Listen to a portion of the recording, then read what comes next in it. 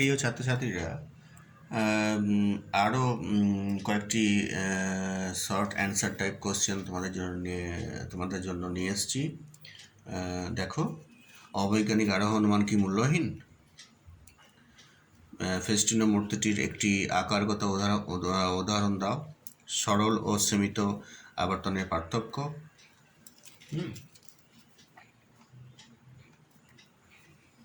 নিরপেক্ষ বচনের অংশগুলি কী কী? বচনের সংযোজক বলতে কী বোঝো? আরোহ অনুমানের স্তর বিভাগ উল্লেখ করো। অব্যাপ্য হেতুদোষ কখন হয়? মূর্তি কাকে বলে? মিলের অন্বয় পদ্ধতি কোন অপসারণের সূত্রের উপর প্রতিষ্ঠিত? অন্বয় পদ্ধতি। অথবা মিলের অন্বয় পদ্ধতি প্রয়োগের একটা উদাহরণ দাও। আর অবরোহ যুক্তি কখন বৈধ হয় বা অবৈধ হয়? অন্বয় ব্যতিরেকী পদ্ধতির সাংকেতিক আকার দাও। ঠিক আছে, এরপরে ভালো ও মন্দ উপমা যুক্তির পার্থক্য,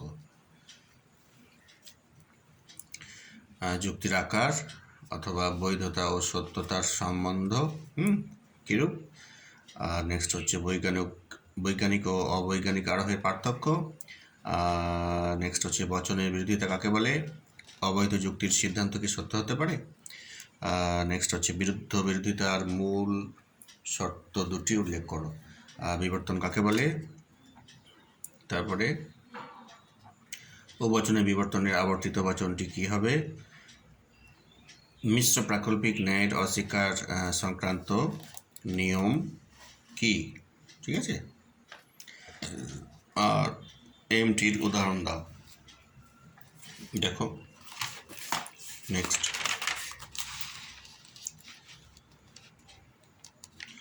ও বচনের বুলিয়া ভাষ্য কি? ভেনচিত্রে প্রকাশ করো, সাংবাদিকরা উপস্থিত। তারপরে পি ভেল কিউ বচনটির সত্য সারণী করো। হ্যাঁ, পি ইমপ্লাইজ কিউ মিথ্যা যদি হয় তবে কিউ এর সত্য মূল্য কী হবে? আর পরেরটা হচ্ছে দ্বি প্রাকল্পিক বচন কখন মিথ্যা হয়? পরেরটা হচ্ছে উপমা যুক্তির ভিত্তি কী বা উপমা যুক্তির উদাহরণ দাও। উপমা যুক্তি ভালো ও মন্দ উপমা যুক্তি যেটা আছে, ভালো ও মন্দ, ভালো বা উত্তম উপমা যুক্তির উদাহরণ তেমনি বলতে পারে মন্দ উপমা যুক্তির উদাহরণও বলতে পারে। হ্যাঁ, আচ্ছা, মিল প্রদত্ত কারণের সংজ্ঞা দাও। বহু কারণবাদের সমস্যা সমাধানের একটি উপায় লেখো। আর লাস্ট হচ্ছে যুক্তি কখন অবৈধ হয়। এই কোশ্চেনগুলি তোমরা তৈরি করো, এখান থেকে আর কাটছাট করো না। আশা করছি তোমরা ভালোভাবেই এগুলি কমন পেয়ে যাবে পরীক্ষায়। আর নতুন সেমিস্টার সিলেবাসের ছাত্রছাত্রীদের জন্য বলছি, তোমাদেরও কিন্তু যেহেতু এমসিকিউ আর এসিকিউর উপর বেশি গুরুত্ব দেওয়া হয়েছে,